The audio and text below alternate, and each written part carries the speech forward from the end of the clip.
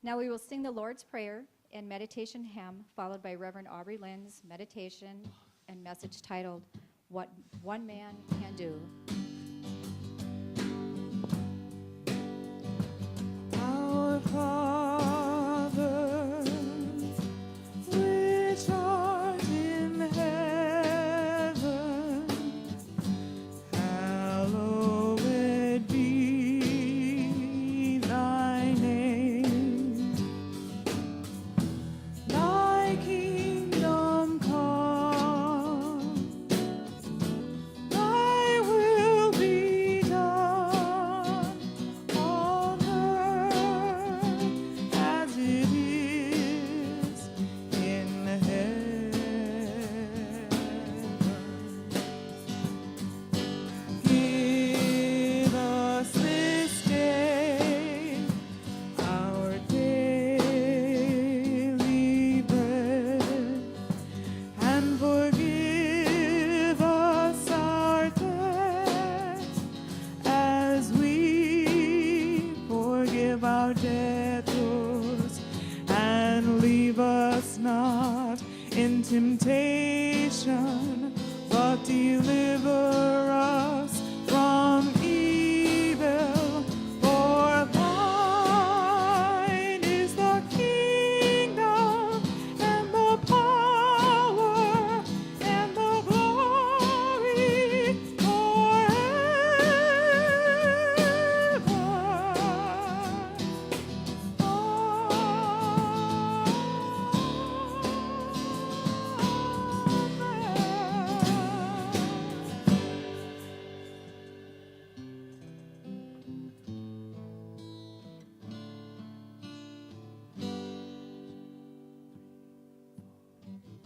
Our thoughts are prayers, and we are always praying. Our thoughts are prayers. Listen to what you're saying. Seek a higher consciousness, a state of peacefulness, and know that God is always there. And every thought becomes a prayer. Our thoughts are prayers, and we are always praying.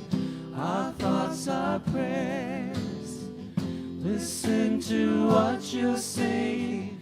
Seek a higher consciousness, a state of peacefulness, and know that God is always there.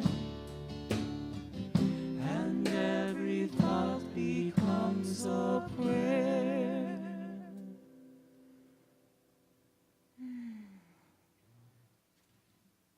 And as we take in this beautiful moment, I'm thinking about a carousel. And I am seeing all of the children enjoy as they go round and up and down. And I ask you to go there with me. Pick a special age, an age that was so glorious for you.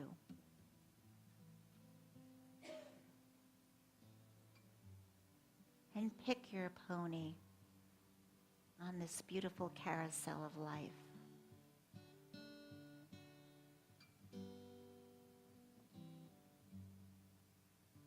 Look around you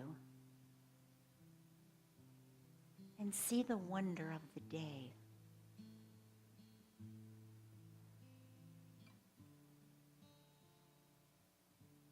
And know that you are truly blessed as this glorious child of the one presence. That presence that is here right now in this very room. And then the gold ring comes out. Feel yourself lean towards it as you go round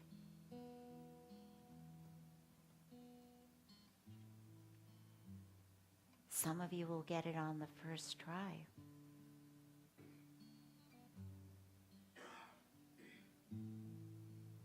And some of you might have to go around a few more times.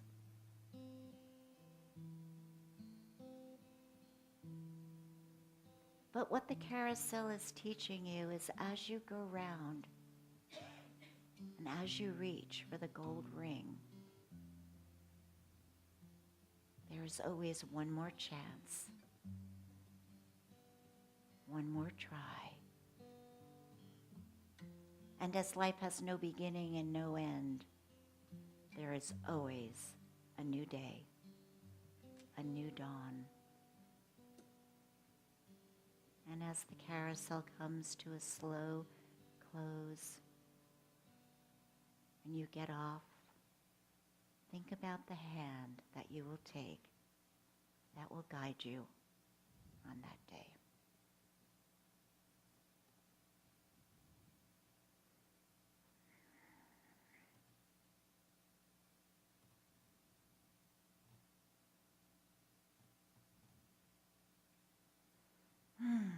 What one man can do.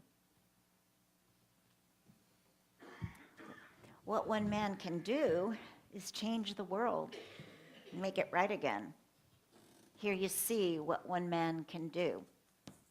That's a message from a song by John Denver. Just one man can make a difference in life, within a family and within a world.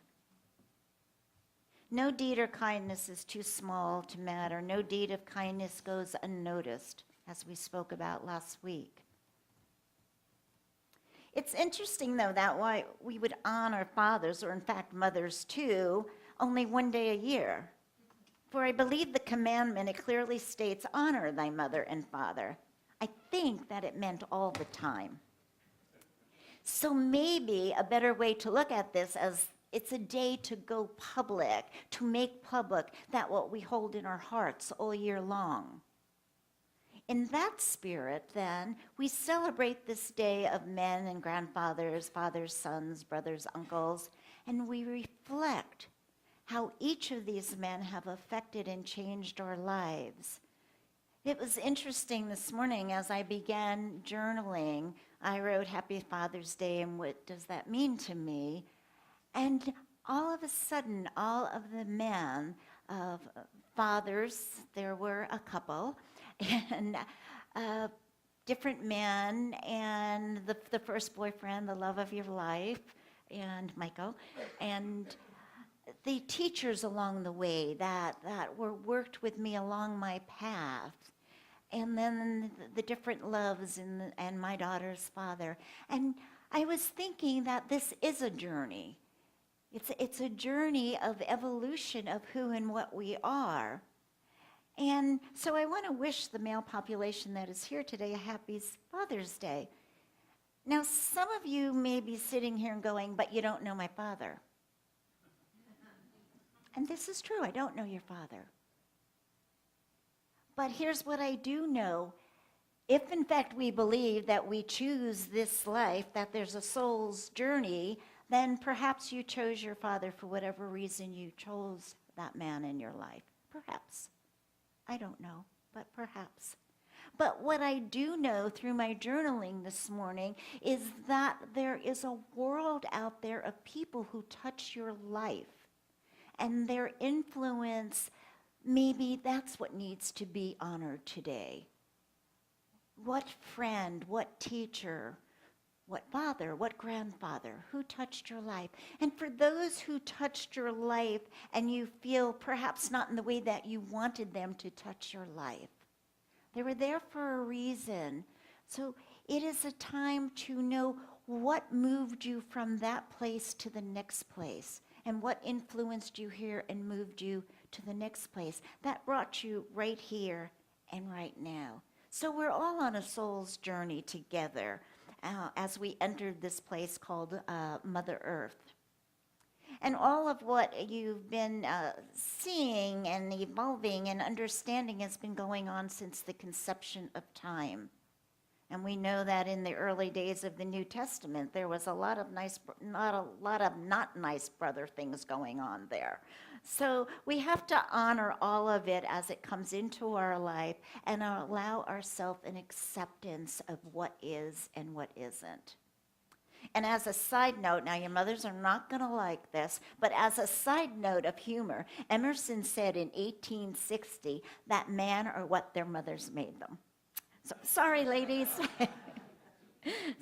But let's go down another road today. Let's go down another road. See, you would not be here today if it were not for some very special men. So let's start with Jesus. It's been said that Jesus was the greatest metaphysician that ever walked the face of the earth. Now think about this for a minute. A young man was out there preaching, the kingdom of heaven is within you. We believe that? Okay, we believe that. Greater things than I you can do, right? It is done as you believe.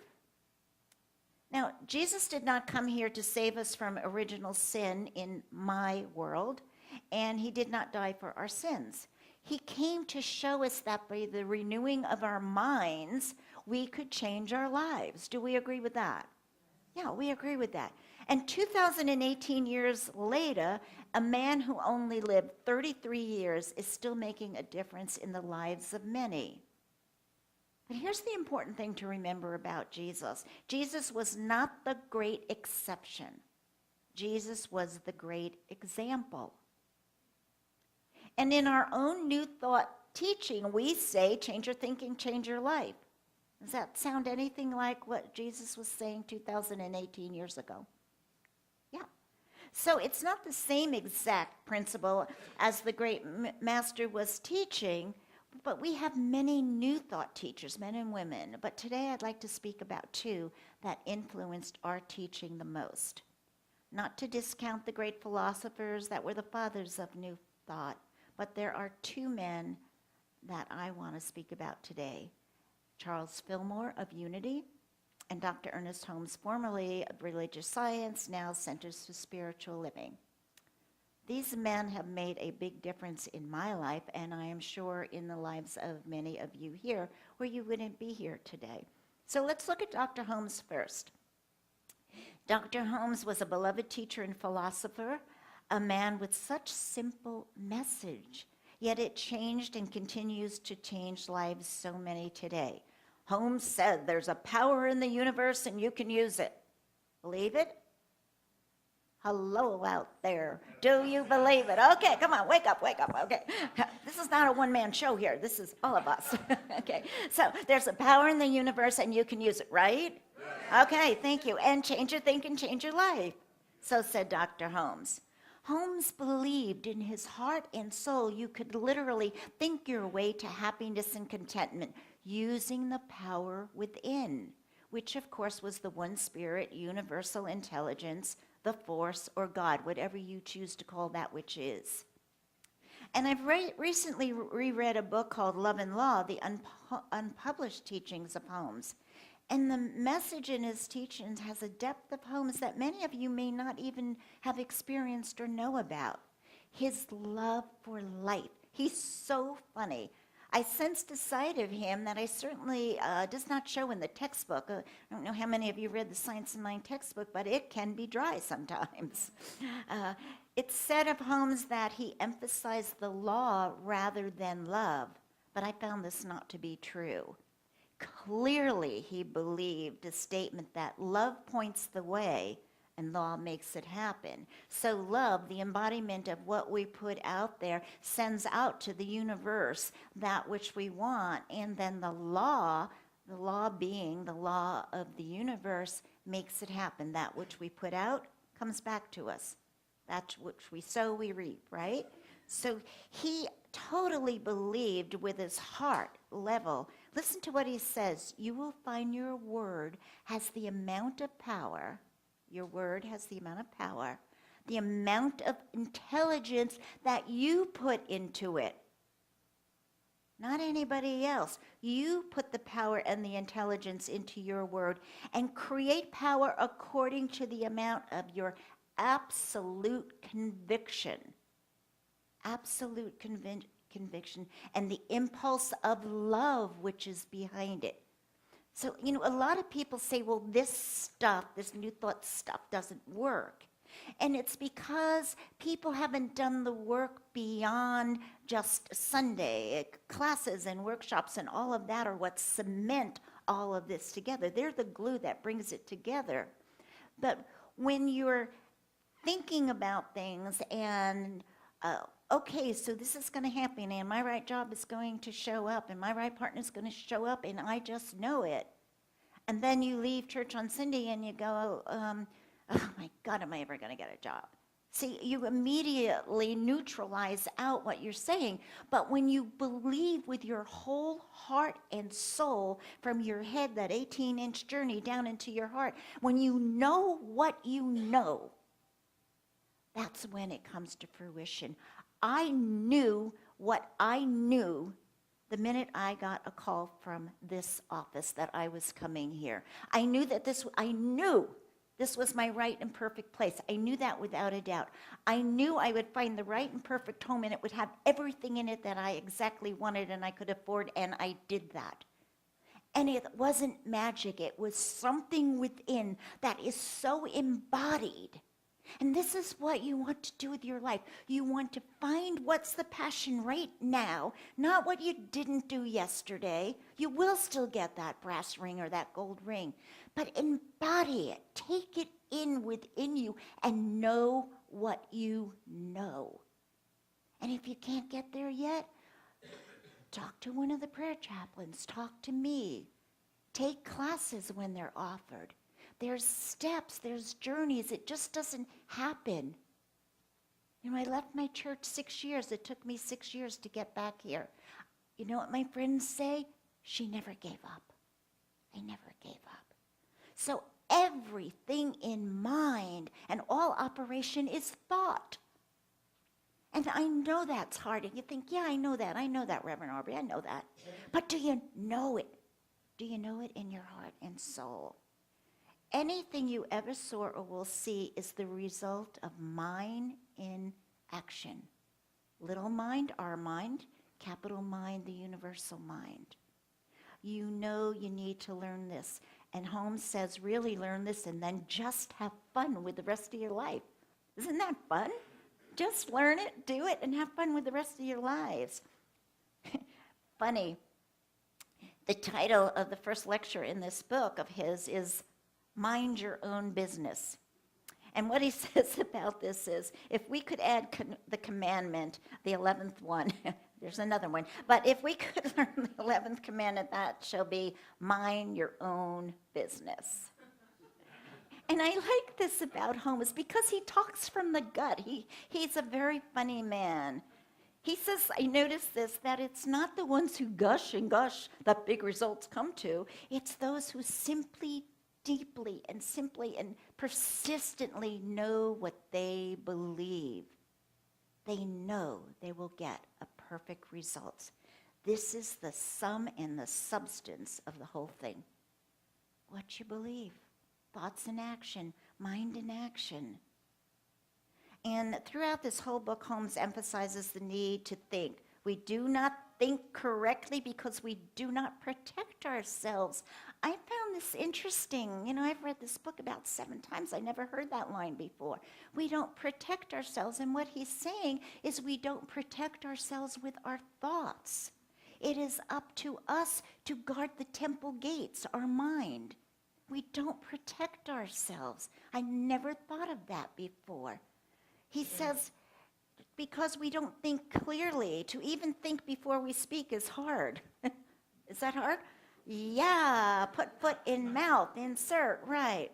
He says we have to train ourselves to do this. We have to think and feel.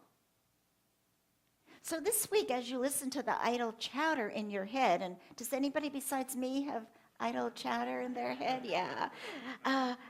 So I would say, do you really mean that? Think about what you say. Is it yourself speaking? Is it your past speaking? Is it collective consciousness speaking? Is it your family speaking? Who is speaking through you? And who do you want to speak through you? God in me, as me, is me. So if we all can take a step back and if we can all slow down, then we have a chance to pause before we think, know what we're feeling, and then put it into action.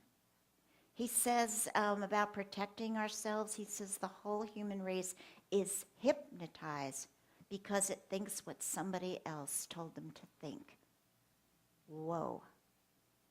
So, Holmes goes on, and about Jesus, he said that he was the first scientific man. Listen to this. He says Jesus was the first scientific man that ever lived because he saw the law as it was, cause and effect. It's done unto you as you believe. So now we move on to our next great man, and that's Charles Fillmore. And this is truly one of the great truths of metaphysics, says Fillmore. God can only become to you what God can become through you. God in me, as me, is me. He says the one who knows this is the one who gets the best from life. This is true. We are individuals, and to be an individual must always have self-choice. It's the reason that this and many, many other metaphysical church is not booming and having 7 services and a roof overhead is because there's too much responsibility put on you. You can't blame God, and you can't blame your parents, and you can't blame the job. You can only blame you, or change your thinking, change your life. So Holmes and Fillmore say exactly the same things. My most favorite quote, though, from Mr. Fillmore is this one. I love this. In this babble, I will go to headquarters. God and I can somehow communicate, or the whole thing is a fraud. Is that not the greatest statement in the world? I love this.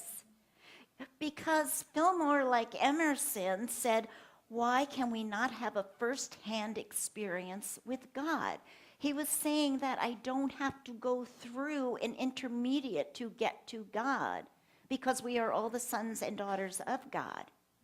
And therefore, then, it was great. So he got so confused with all the different interpretations of God that he said, in this babble, I will go to headquarters. God and I can somehow communicate, or the whole thing is a fraud. I think that is like perfect. And that shows his sense of humor too. So Unity teaches, as well as Centers for Spiritual Living, they move in the same direction towards the first-hand experience with God. Both Unity and Science of Centers for Spiritual Living believe they're open at the top. There's always newness. There's more to let in. It's revolving, and it goes round and round, but through that, new thought comes in, new scientific discoveries come in. It's always evolving. And Mr. Fillmore, how many of you know how much he disliked dogma? You know that, those of you that have studied? It says they, whomever they are, were trying to force him to make this statement of unity. And he didn't want to do it, and he didn't want to do it. And so finally he wrote this statement of truth, but then he wrote a qualifier under it, and it said that this could change tomorrow. We're not bound by this, because he was open at the top. And so the statement of faith from Unity has never become a thing. It's never really promoted and publicized, because Fillmore never wanted to write it in the first place. So I thought that was really interesting. It's sort of like Emerson says in Self-Reliance, state what you state today and state it boldly, but if you change your mind tomorrow, then change your mind tomorrow and state it boldly. So of course I'm paraphrasing. So anyhow, Fillmore, like Tennyson, he said his deepest desire is to have a new vision of God. And I think that's where we're evolving into in our universe, a new vision, a new understanding. Do we keep hold of that Old Testament horrible, cruel person that did all of these things? Well, not a person, but what the stories tell us, or as then we moved into Jesus and the beautiful and the love and how to live into that. So you deepest desire to have a new vision of God. All new thought, it seems, universally hungered spontaneously for a deeper understanding of the truth. What is the truth? What is it, with a capital I, that so is ingrained in here? Like, this morning I was almost in tears on Surely the Presence. It gave me God bumps, because you can't tell me there's not something with a capital S. You can't tell me that. Fillmore said, Christ's truth, it seems to me, is, again, listen to this, is vastly greater important than the amount of theorizing about the existence of heaven or hell, death or a sprinkling or plunging in order to be saved. Does that sound like a man who has a belief? Let's talk about God. Let's talk about what's within us. Let's find a way to live a better life. Let's find a way to help and serve each other, and not talk about, is there a heaven or hell? No, they're states of mind. We choose them every day. So what's a curse or a blessing? Which do you choose?